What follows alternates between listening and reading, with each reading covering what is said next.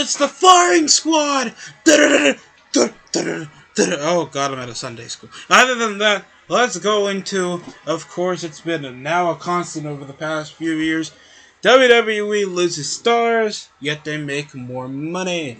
It's crazy. Well, let's go over who they've lost. Nia Jax, Oni Larkin, Nia Jax is gone. She's gone.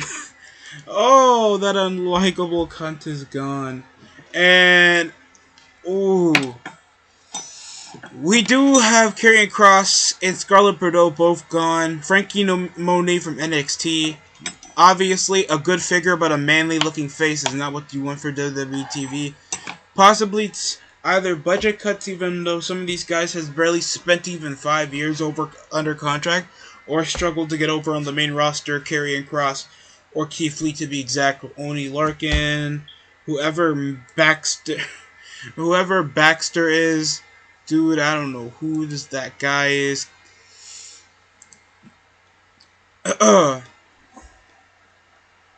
Eva Marie, I feel like, is a major loss, because Eva Marie actually was picking up major draws when it comes to her return, getting some major reaction, and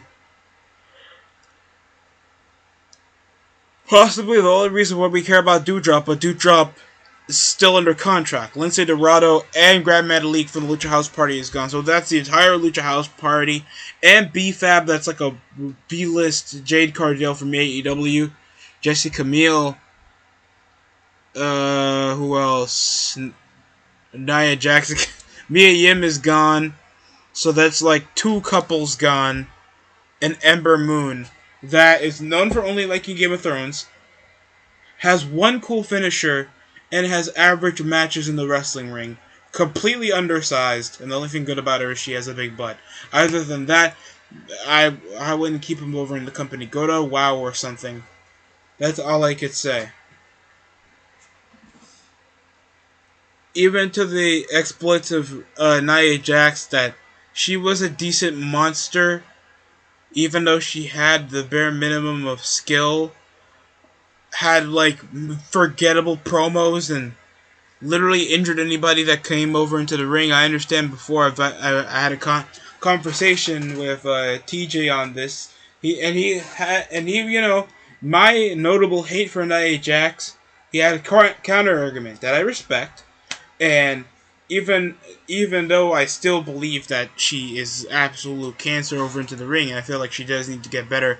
Hopefully, and it's like Drew McIntyre before, she gets better, gets a bit, like, I don't mind if she gets a bit muscular or loses a bit of weight, or at least has a more definable look and gets better in the ring. Because currently she's just a B-list Awesome Kong, the way Nia Jax wrestles. Eva Marie could have been a saving point right there. I don't know what's the point of her getting released over Doudrop that doesn't even racks in 1 million views a segment, other than Nia Jax that's actually been notable for not even wrestling, picking up more viewership. I don't get that. I don't get how that works. This is just my opinion. B-Fab that I haven't even seen over on TV. I don't know who Jesse Camilla is. Somebody by the name of Trey Baxter sounds like an NBA bench player. And Katrina Cortez again got released. I don't know who the hell Jeet Roma is. And Zandra Ramir, or the tag team partner for Ricochet's side piece, because we know the main piece for Ricochet's butthole. And Karrion Kross could have been saved if you gave him a different character and he didn't take himself way too seriously. Scarlett Bordeaux should have been a manager of some sort. And Keith Lee, he just needed to get a bit more diesel and I think a better talking ability. He needs an actual character. Being big dude that talks eloquently is not really the best strong suit when we don't even know what you really are.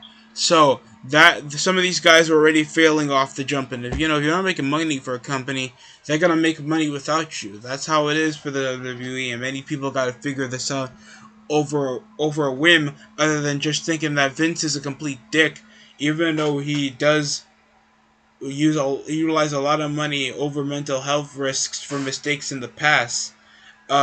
Physical health paying majority of the guys that actually do deserve to get over, like Drew McIntyre or Rollins, six figures, or enclose more of an opening bridge for cruiserweight technicality, work rate, all that garbage on NXT UK, and 205 Live. So you can't be enclosing Vince that has been given a majorial platform for these guys to even get over to begin with. Do I feel like some of these guys that got released deserves a bit more time to build up something for themselves? Yeah. Do some of these guys deserve that spent time, didn't have what it takes, and possibly need time out of the limelight to build something up for themselves? Yes. So this is either a good or a bad thing.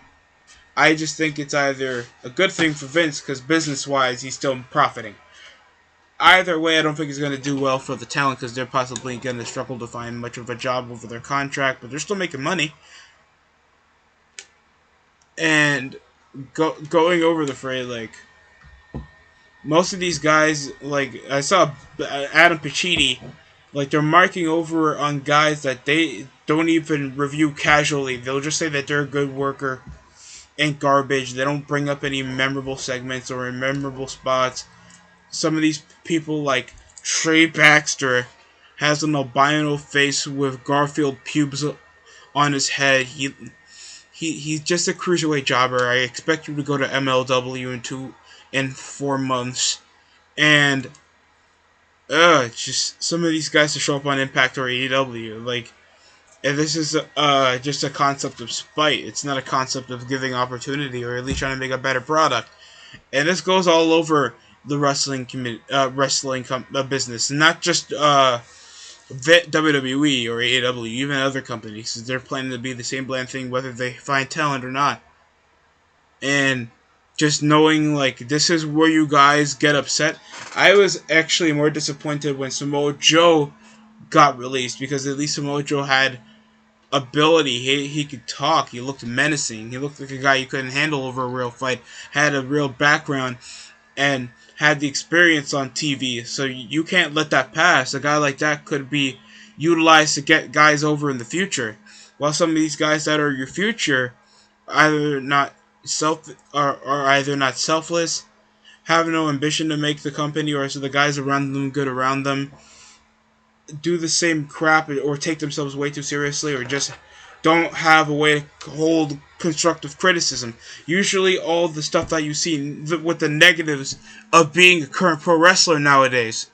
But no, this is a travesty that Vince is getting rid of all these people. And you guys are not even understanding why these guys are getting fired to begin with. And you're just going to blame it up to all their talent would get them. No, it wasn't. No, it won't. Other than that, that's it for me. If you guys feel like it's the worst thing in the world that these guys got released, uh, that's your point of view. And if you like some of these wrestlers that got fired from WWE, that sucks. And I'm sorry to hear that you're not happy about that. But such is life. And that's it. Don't subscribe, like, whatever.